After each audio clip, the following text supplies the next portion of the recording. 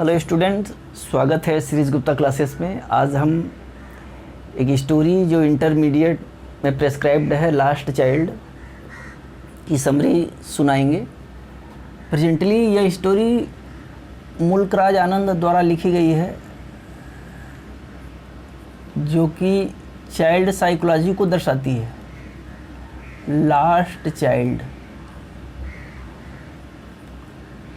इस स्टोरी में आप देखें एक बच्चा किस प्रकार अपने माता पिता के साथ खुश है, किंतु उनसे अलग होके ही उसकी सारी खुशियां गम में तब्दील हो जाती हैं। मुल्कराज आनंद की शॉर्ट स्टोरी बहुत ही इंस्पायरिंग स्टोरी है। लास्ट चाइल्ड, शाब्दिक तात्पर्य आप देख लें, खोया हुआ बच्चा कह लीजिए।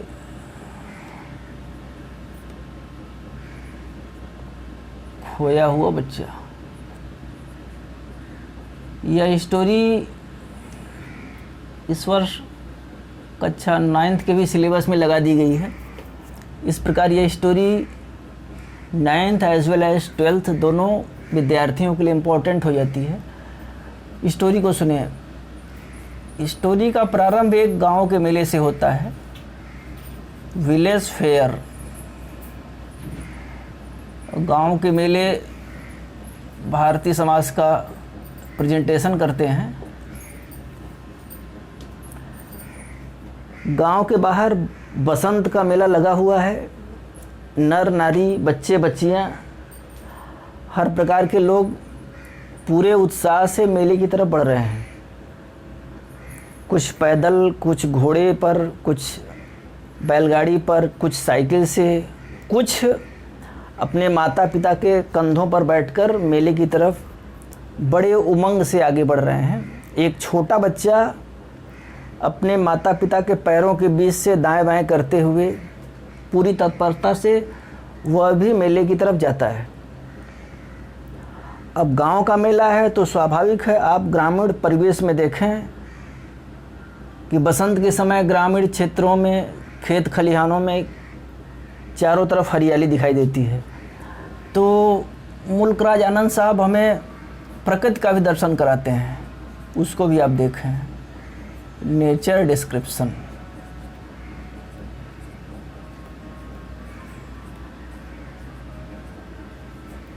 प्रकृति को देखिए।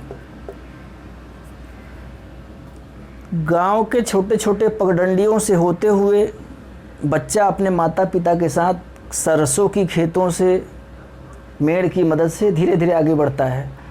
और सरसों के खेत मानिए दूर दूर तक पीले चद्दर की भांति फैलाए हुए हैं, मानो मृग मरीचिका सदृश दिखाई देना। इन खेतों के इर्द गिर्द ड्रैगन फ्लाइज भी अपना कलरव कर रही हैं। बीज हैं, अदर इंसेक्ट्स हैं, कीट पतंगे। अब इन कीट पतंगों को देखकर बच्चा इनके प्रति अट्रैक्ट होता है।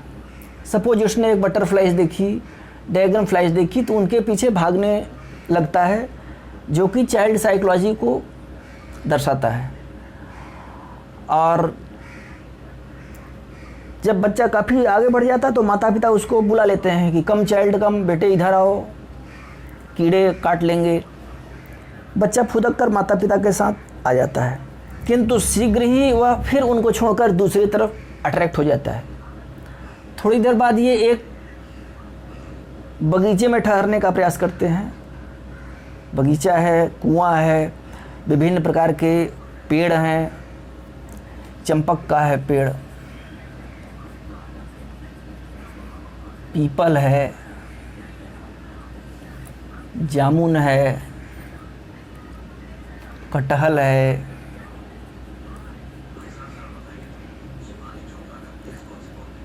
शीर्ष है।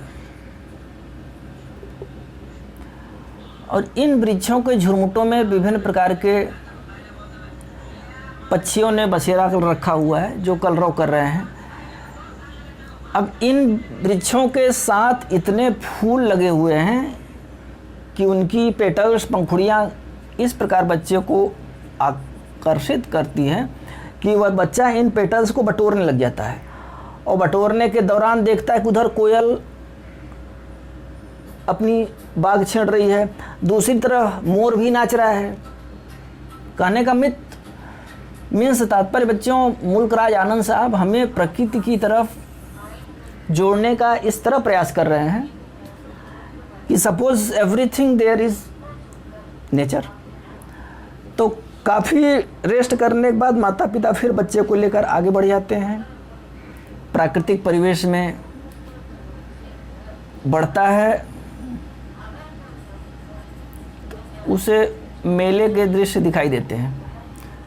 दूर से ही जब लगा कि अब कुछ दूरी पर मेला आने वाला है, तो आप स्वयं गेस कर सकते हैं कि मेले में या तो लोग आ रहे हैं या तो लोग जा रहे हैं। सपोज हु आर कमिंग, मानो जो मेले को एंजॉय करके लौट रहे हैं, तो कुछ के हाथ में सामान है, बच्चे हैं तो बांसुरी है, नचाने वाले आर्टिकल्स हैं प्राचीन कालीन क्षेत्रों के, सीटियाँ की आवाज़ें, ची ची चू चू, many types of toys they can be seen. हर प्रकार के खिलौनों को आप देख सकते हैं। तो वे पूरे आनंदित होकर आ रहे हैं, और जो मेले की तरफ घुसने वाले हैं वो इस जिज्ञासा में है कि क्या क्या मुझे खरीदना है, घर से एंटिसिपेटेड प्रोग्राम के तहत आए हुए हैं। तो वह बच्चा मेले में प्रवेश कर जाता है, जैसे चारों तरफ से भंवर जाल फैला हुआ है, और जाके उस मेले में सबका सब गायब हो जा रहा है। बच्चे और माता पिता अब मेले में हैं, उनको आप देखें। द बर्फी सेलर,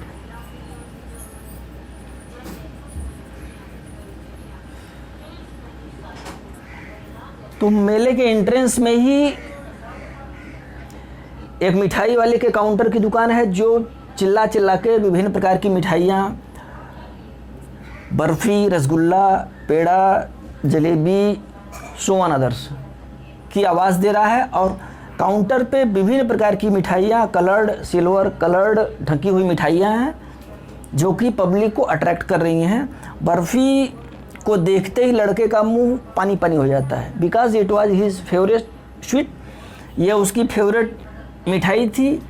तो जैसे उसने देखा पिता की तरफ कि मैं बर्फ़ी लेना चाहता हूँ, तो माता पिता ने पुचकारते हुए कि बेटा मिठाई खाने से मन खराब हो जाता है। तो लड़के के चेहरे के भाव बदल जाते हैं, वो आगे बढ़ जाता है। अब बर्फ़ी के बाद उसने देखा कि बैलून सेलर,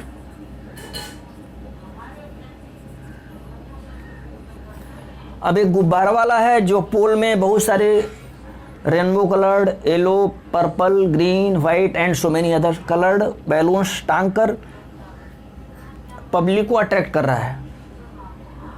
अब बच्चे का भी मेंटलिटी बन गया कि मैं गुब्बारा लूँगा। इंद्रधनुषी गुब्बारा देखकर वह उसकी तरफ घूर कर देखने लगा, कल्पना की दुनिया में खो गया कि काश मेरे पास सारे के सारे गुब्बारे आ जाते। किंतु उसने माता पिता की तरफ देखने का प्रयास किया, तो माता पिता ने कहा बेटा आगे चलो। फिर बच्चा आगे बढ़ जाता है। फिर गारलैंड, ये पहली मिठाई हो गई, दूसरी गुब्बारा वाला, तीसरा गारलैंड सेलर, माला बेचने वाला। उसने देखा कि एक माला बेचने वाला विभिन्न प्रकार की मालाओं को लेकर, सेंटेड माला को लेकर खड़ा हुआ है, चिल्ला रहा है माला ले लो, माला ले लो। और गुलमोहर की माला लड़के की फेवरेट माला थी, तो उसने तुरंत प्रकट किया इच्छा कि गुलमोहर की माला चाहिए, जिसकी सुगंध दूर से ही बच्चों को अट्रैक्ट कर रही है। फिर वही पिता ने अपनी पुरानी चिर परिचित आवाज़ में बच्चे को देखा, बच्चे की इच्छा दब गई, वह आगे बढ़ गया।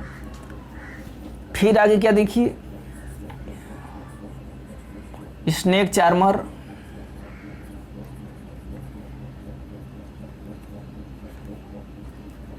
एक सपेरा बीन बजाकर नाग को नचा रहा है, और बीन की आवाज़ दूर दूर तक सुनाई दे रही है। तो लड़के ने सोचा चलो भाई इसमें पैसा लगे नहीं, बीन की आवाज़ सुनकर नागराज के दर्शन कर लेते हैं। देखा कि एक टोकरी में फन काट कर सर्प नाच रहा है, सपेरा नचा रहा है, लोग देख रहे हैं, पैसे दे रहे हैं। लड़के ने बीन की आवाज़ सुनने का विचार बनाया, उसके पैर टिक गए। माता पिता ने फिर से उसको क्रूशियल आई से देखा तो बच्चा आगे बढ़ गया। फिर आगे बढ़ गया तो आगे मेला है तो आगे भी दुकान है। यहाँ पे क्या हुआ, एक नया आइटम है राउंड अबाउट। चरखी आप लोग परिचित हैं, चरखी का कार्यक्रम जोरों पर चल रहा था। नर नारी बच्चे बच्चियां सर्किल्ड टोकरे में बैठ बैठ कर गोल गोल नाच रहे हैं। दूर दूर से ही लोग देख रहे हैं और उधर से गुजरते ही बच्चा वहाँ पैर जमा लिया मानो जामवंत बन गया हो। अब जिद करने लगा कि नहीं मैं चरखी पर बैठकर ही जाऊँगा, मानूंगा ही नहीं। बर्फ़ी नहीं खाया, गुब्बारे नहीं लिया, माला नहीं पहना वगैरह वगैरह, किंतु इस चरखी के आगे तो मैं बढ़ने वाला नहीं हूँ। फिर उसने बोल्ड रिक्वेस्ट की कि मैं चरखी पे बैठना चाहता हूँ। 2 बार रिक्वेस्ट करने के बाद भी बच्चा देख रहा है पीछे से आवाज़ नहीं आ रही है, तो पता चला कि ही वाज लास्ट, वह खो गया।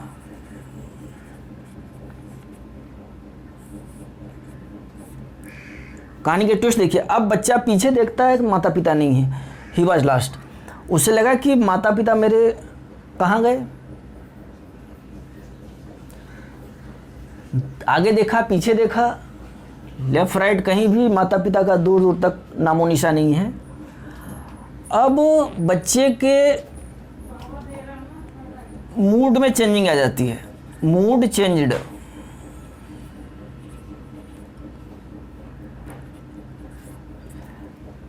अब होता क्या है कि बच्चा डर जाता है, भयभीत हो जाता है और उसका जॉयफुल चेहरा सरोफुल में कन्वर्ट हो जाता है, डर जाता है, पसीने आ जाते हैं, पंगड़ी उतार कर फेंक देता है, अब पूरा गला फाड़ के चिल्लाने लगता है मदर फादर। और अगली समस्या बन जाती है हिज सर्च फॉर पेरेंट्स।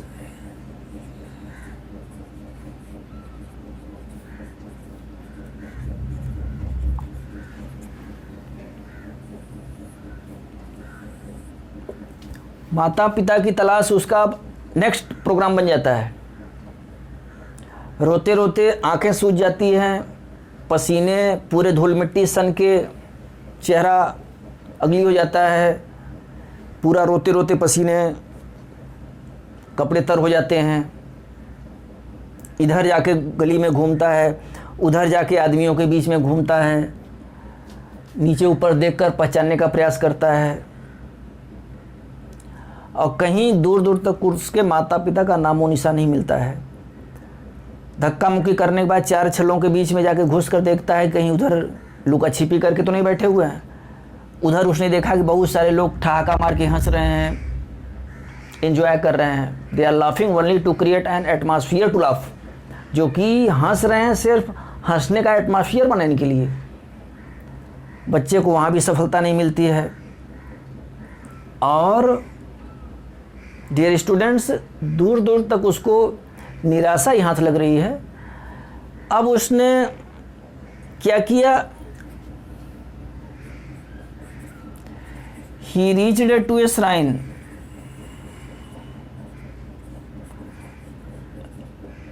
एक श्राइन मजार कर लीजिए, समाधि कर लीजिए, मंदिर कर लीजिए। वह एक मजार के तरफ या मंदिर के तरफ पहुंचने का काम करता है। काफ़ी थका हारा, गला बैठ गया है, रोने की आवाज़ें सुबकियों में तब्दील हो गई हैं, सिसक रहा है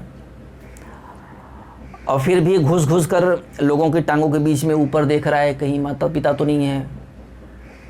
और आप स्वयं समझ सकते हैं कि भारतीय मेले भारतीय समाज के मेले किसी न किसी धार्मिक स्थल से जुड़े होते हैं, चाहे हिंदू धर्म, मुस्लिम, सिख, ईसाई, आप जस्ट इमेजिन।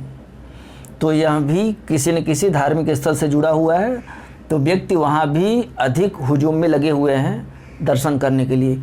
एक एक इंच पर ज़मीन नहीं मिल रही है और लोग ठसम ठुसी किए जा रहे हैं, और इसी के बीच में बच्चा भी अपनी पूरी ताकत लगा के घुसते जा रहा है। उसका उद्देश्य किसी ईश्वर, किसी मसीहा के दर्शन नहीं करना है, अपने माता पिता को ढूंढना है, और माता पिता हैं कि उसे नज़र नहीं आ रहे हैं। और एक समय उसे ऐसा लगा कि अब वह चिपक कर मर जाएगा। इतने मोटे मोटे हट्टे कट्टे आदमी लंबी लाइन में लगाए हुए हैं, कहीं गुंजाइश नहीं है उनके टांगों के बीच में। अब बच्चा है तो स्वाभाविक छोटा है, टांगों के बीच में वह जगह बनाकर मजार में घुसने का प्रयास कर रहा है। लेकिन एक क्षण ऐसा है कि मानो कि वह मरने ही वाला हो। उसने फुल पिच में चिल्लाने का प्रयास किया, मदर, फादर। उसकी आवाज़ एक भले इंसान तक पहुंच गई। एक सज्जन ने उसे सांत्वना दिया, gentleman try to soothe him.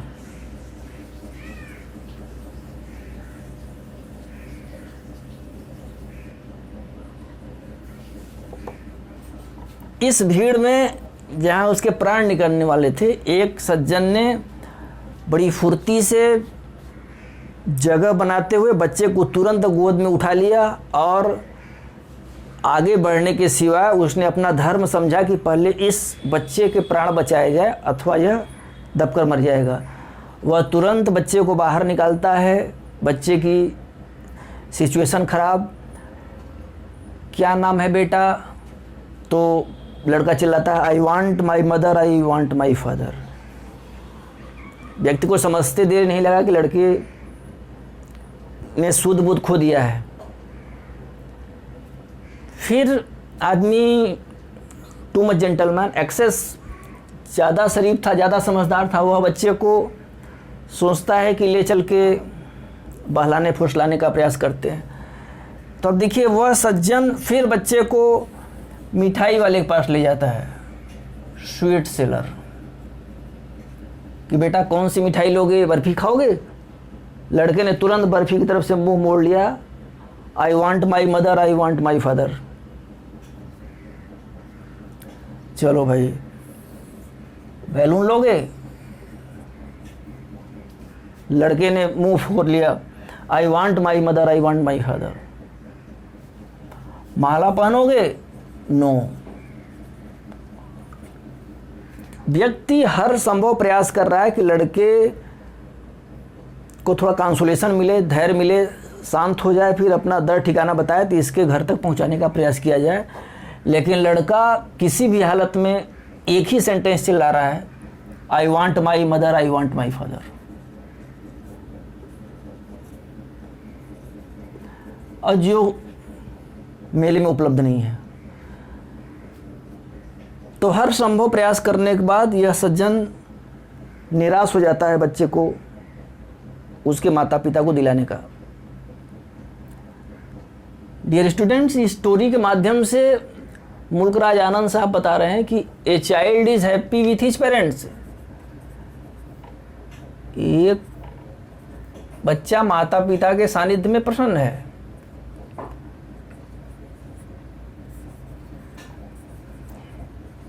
चाहे गरीब का बच्चा हो, चाहे अमीर का बच्चा हो,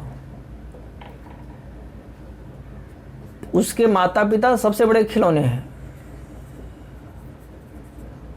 His parents are the best toys.